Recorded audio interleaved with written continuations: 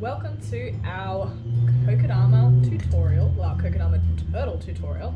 Today we're going to be making a super cute Kokedama turtle, starting off with just the standard Kokedama ball and then adding all our little turtle pieces to make it super cute. Now, I'm Bee from Bee's Quirky Creations, and hence the name, I make quirky creations. So getting started, if you bought one of our kits, you should have everything here. But if not, then what you'll need is a silver bowl, and that's going to be for us to make our Kokedama in. We've got some natural twine, which you can pick up at Bunnings, Shibo stores, pretty much anywhere. We've made our little body parts from alfoil today, so you can get creative, do whatever you like, but we make little alfoil sort of shapes, stick some screws in there, and that's what we're going to use to attach it in properly. And then we have a little head and the tail, which we've already wrapped. So it starts off as the alfoil and then we wrap it in the twine and give it that nice clean look. You'll also have, I use, if it's up to you guys if you want to use it, a little bit of white twine at the beginning, and that just helps me figure out where I'm going with my pattern, and then from there I progress onto the natural twine. You'll also need, we've got a big bowl of peat moss, so I use the core peat from Bunnings. I think it's pretty cheap to get, it's pretty awesome. This here is only half a block, so yeah, it goes really far, it's really good and very moldable. And you'll also need some sort of indoor plant, succulent, whatever you're wanting to use. Got our bucket to empty the soil into. And then finally, we've got our sphagnum moss. Again, you can get this from Bunnings, so we'll be using a combination of everything to create our Kokedama turtle. And Kokedama in Japanese actually means moss ball, so that's pretty cool. Fun fact for you all. Alright, but of course you might also need a pair of gloves if you're not wanting to get dirty, but otherwise just go on for it. So, let's get started. Before we move along, I just wanted to have a quick chat about the peat moss that we've got. So, pretty much for the whole block they want us to add, 4.5 litres, so obviously for half I only used 2 cups, 2¼ cups, and of course sort of as you go you can just change your ratio. But you pretty much just put your brick in there, add some water, wait for it to froth up, and it's good to go. So, moving along, what you're going to do is we're going to use this bowl to help create our little Kokedama. The first thing I like to do is I cut up a few lengths of twine. So I'm going to do 4 lengths. And this will just help us start off the Kokedama wrapping pretty well. Hold it all together.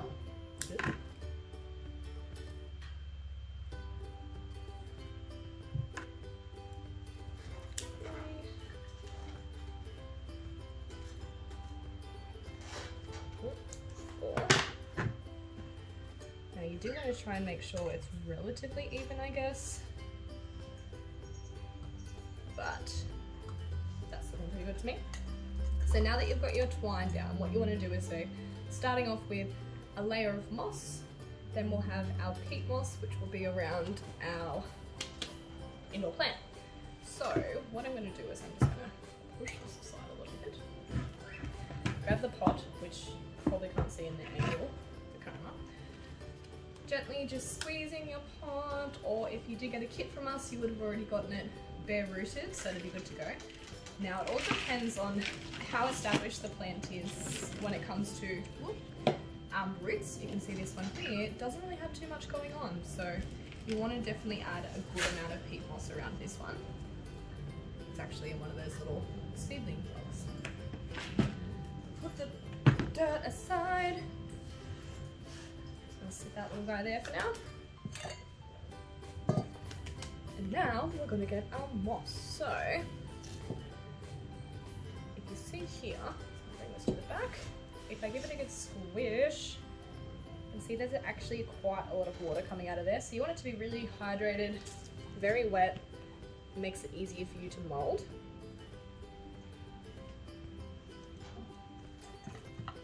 And you want to have a decent layer on the outside. You don't want there to be holes, so I'm just going to sort of fill it up around the edges for now.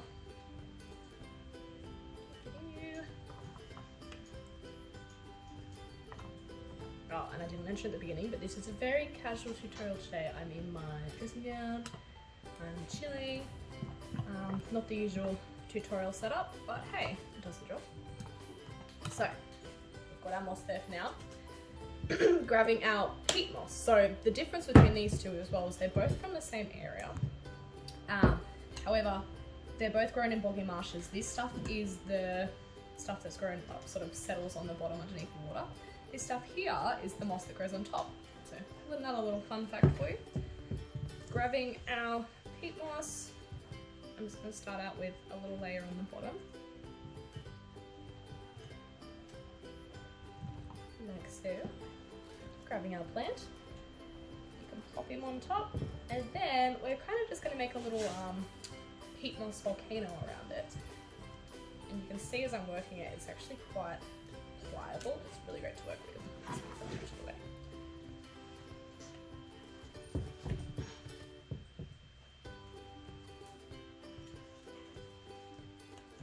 So in terms of nutrients, the peat moss does give it some. However, you probably will want to be giving it some sort of fertilizer, or definitely transplanting it every so often if the plant's looking a bit sad.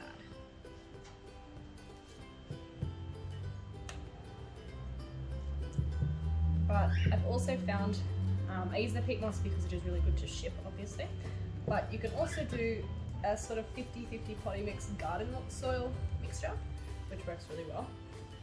Gives it obviously the nutrients from the potting mix, and then the garden soil just gives it that sort of clay-like consistency, so it holds it nicer. So I'm actually even going to do more. Now it's up to you guys. You can have a look here at the different wraps too. So this one was actually, I forgot to mention at the beginning, one that we had a lovely volunteer make. We're going to be selling at the market soon, helping fundraise for my brother's business. And yeah, they went with this super quirky, cool style. So you can see it's a little bit more triangular shaped, and then the wrap's also pretty rustic, going everywhere, but still looks really cool. And then this is one that I did. I jumped between different sort of styles. You can see it's still sort of quite triangle, but close to that perfect circle shape. And then you can see that I've got this sort of symmetrical repeating pattern going all the way around, which we'll get to, and I'll show you how to do that one. So I've got my peat moss. I'm going to add just a little bit more. And then what you're going to do is you're going to just bring up that sphagnum moss a little bit, help cover up that peat moss.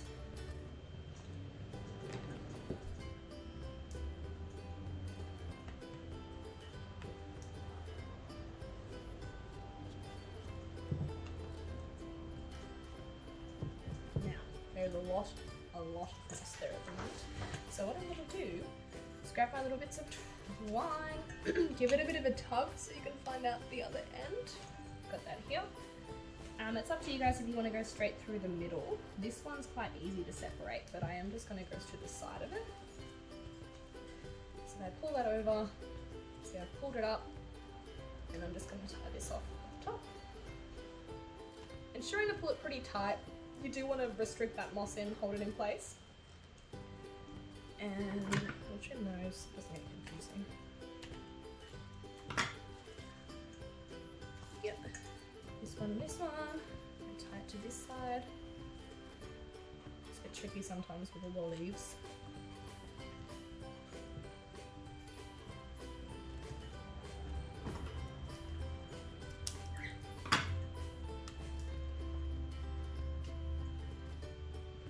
And yes, go to that side.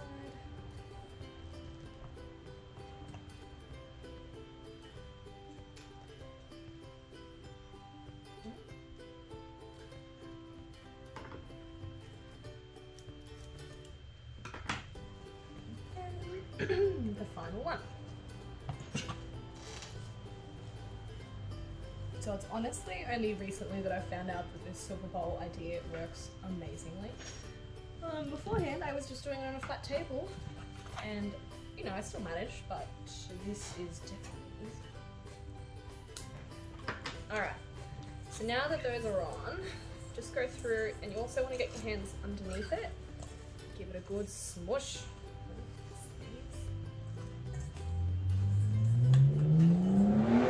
Really ensure, get those muscles into it, see, because I've been compressing so hard, that it's holding its shape pretty well. So now I'll just lift it up and whoop, things might fall off. Give it another good squish. Cool. I think I'm pretty happy with that. All right, so now get to move on to the wrapping. So the first bit, we're obviously going to wrap it with our natural twine, but the first bit I will do with the white, just so you can see the pattern a little bit clearer on camera. So to start off with, I'm going to bring it directly underneath. And just doing the same as what we did before by tying it off at the top.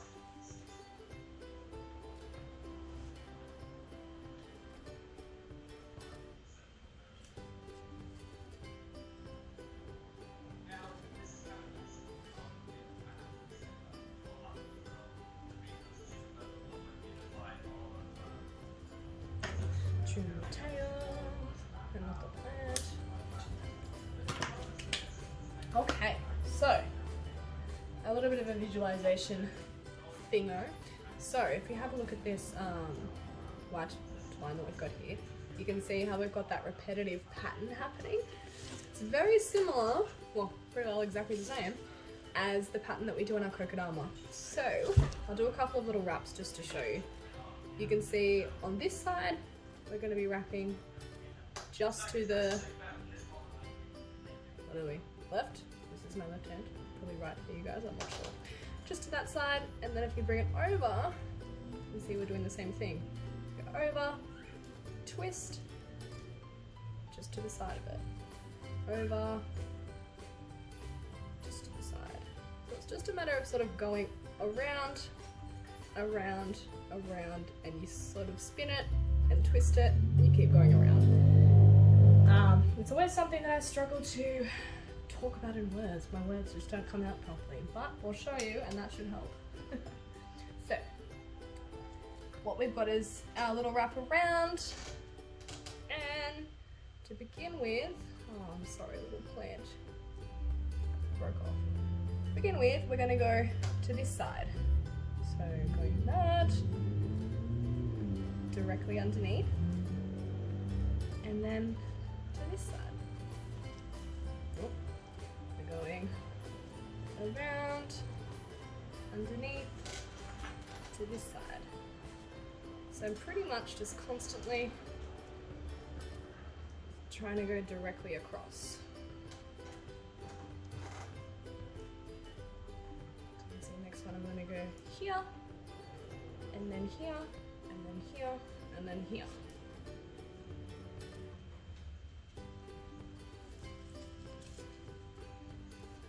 So if you can see that already, I've got this twist happening here, and it just consistently goes like that, and then to the side, like that, and just steps over.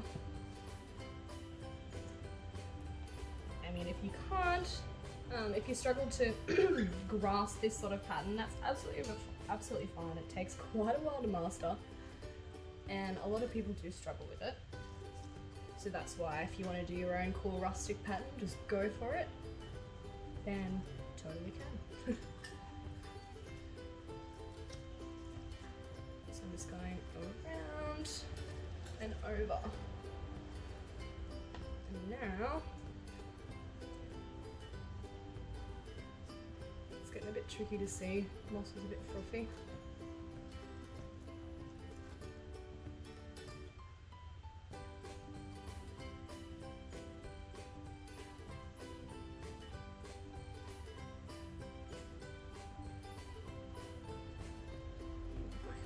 So, I haven't done that little bit there. If you can see, I started off here, I've wrapped over, and then I stepped over, wrapped over again, stepped to the side, wrapped over again, stepped to the side, wrapped over again. And when you do that, the same thing will be happening on the other side. So as you did the step over, wrap over, it'll progress sort of onwards. So again, with this sort of style, you're going across, across, across. And it's just a matter of very slightly adjusting and going around. I'm just going to tie this off for now. And then I'm just going to quietly wrap the rest for a bit. And you can watch along, see if you're able to grasp that pattern. But again, it's honestly not the most crucial thing. Your turtle will still turn out super cute.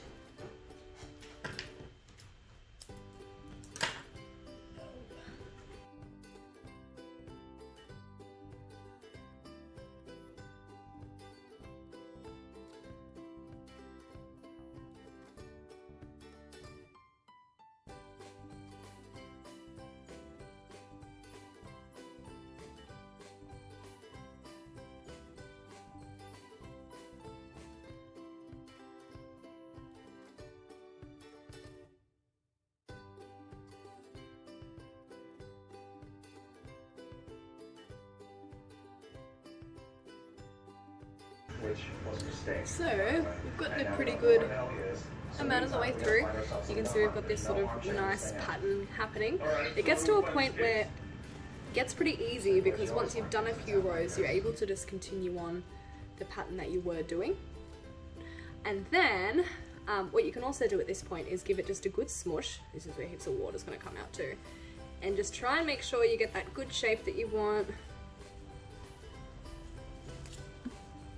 before you chug on. That looks pretty good to me.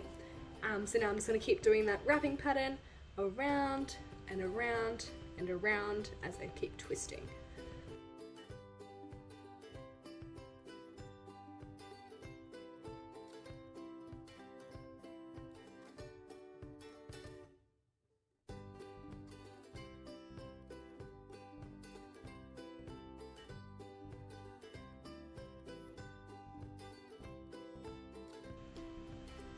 Okay, so it's up to you guys whether or not you want to do a full wrap or like a half wrap, but I'm going to stop it here. It's at the point where you can still see the moss a little bit, but it's pretty well fully covered.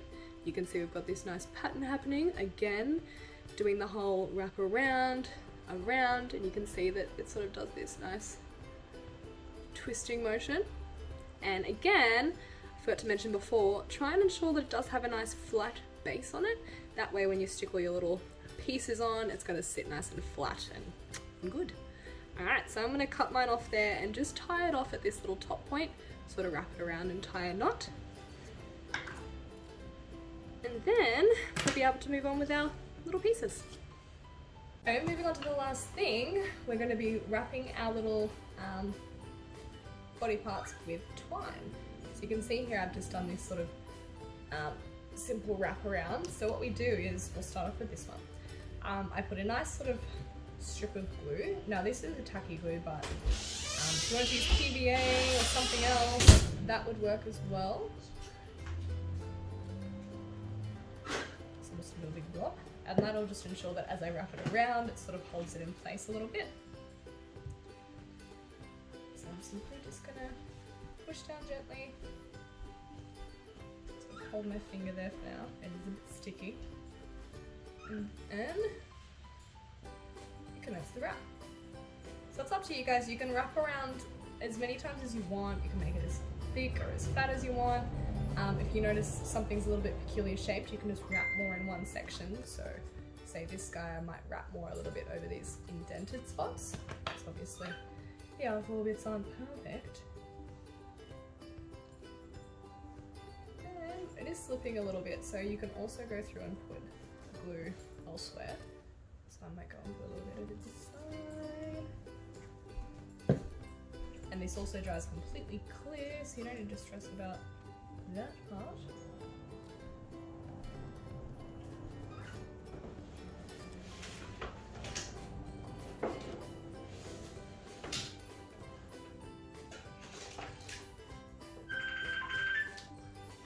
And that is my brother's phone. Rude. Sorry.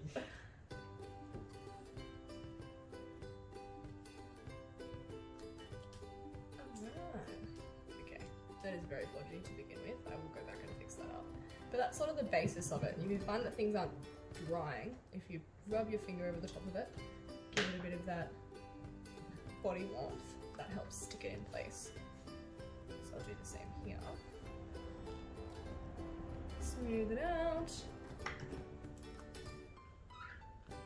Whip, whip.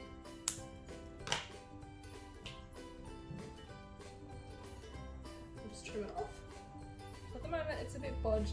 I'll go around with a couple more pieces and fix that up and that up. But as I said, this is just the rough basis of what you're supposed to do with them. So you can go along and do the same thing with these guys. And then again with this one, of course it's the exact same thing all the way up, but it does get a bit tricky with here. So I'll come back and show you how to do that. But for now, we'll just chug along with all these. We'll do the head last.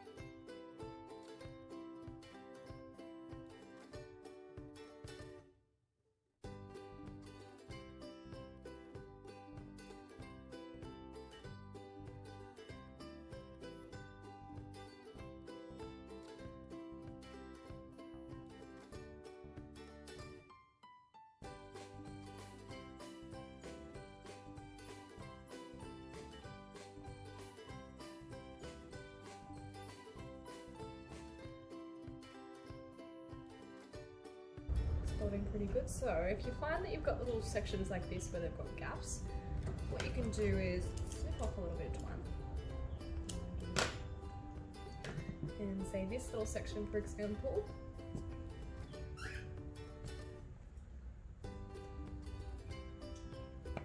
glue in,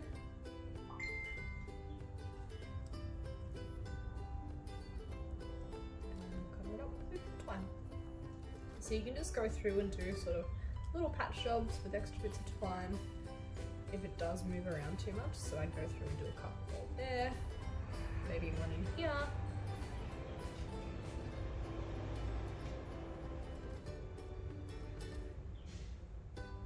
But yes, in so long, that should all start to stick. It's getting a bit temperamental for me at the moment.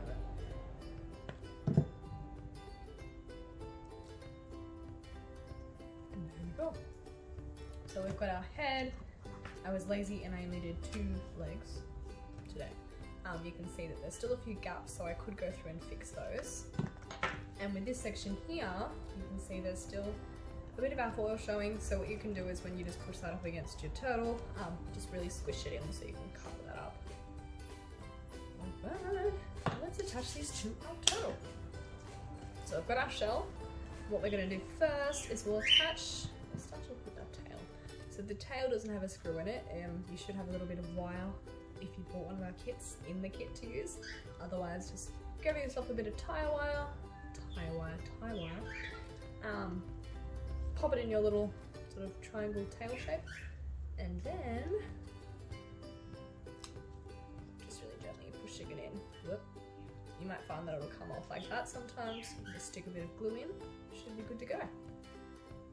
So again, I was a bit lazy with this one. I didn't fully go to the end. So if you do struggle with it, what you can do is attach it and then go through and do another wrap, and that'll just make sure you cover up all those little bits and it's not going to slip off the end. It's got the turtle to lean up against. So I put a little bit of glue in there. It's not going to be a pain for me. And yeah, of course, it's going to take a while to stick into place. Just about to be patient. Now, I'm going to grab my feet. You can obviously put 1, 2, 3, 4. What we'll do is just gently screw it in. So around. Twist, twist. There we go. So it can be a bit tricky. We'll have to put some glue in here so it does hold in shape a bit. For now, I'm just going to put them in the middle. We'll make like a weird little mini turtle.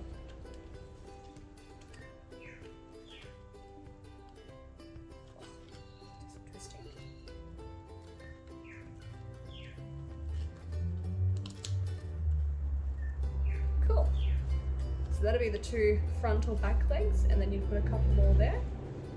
Where's my tail? Oh, no, just side legs, sorry, I had it mixed up. That, side legs, and the head will be coming in here. So whether or not you want to put it high or low, it's completely up to you. But, I'm going to position mine there. Screw it in again.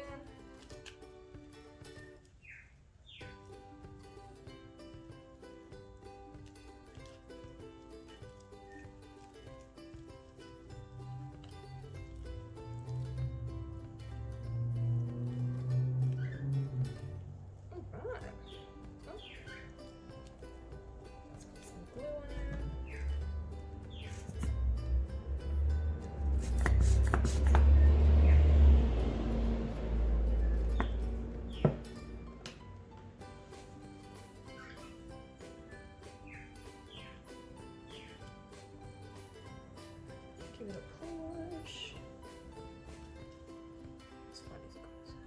So yeah, again, you can go through and put a bit more there, but as I said, I'm gonna be lazy. Leave it like that. It's all about the illusion, hey? So that's him done. And then again, this is the one that we showed you at the beginning. It's got our 2 different turtles. This one's sort of cute and compact. This one's a little bit more volcano-in shaped. He's got some googly eyes, but you could also use, so I have little clay balls that you can put in for the eyes, or you can also use googly eyes, draw some eyes on there, whichever your heart may desire. But that is it for today's tutorial. I hope you guys loved it and that you've already made or are making a super cute little Kokedama turtle, or even just a Kokedama itself. It's pretty much the exact same thing, you just don't add the body parts. So, thanks so much for watching, guys. Have a good one.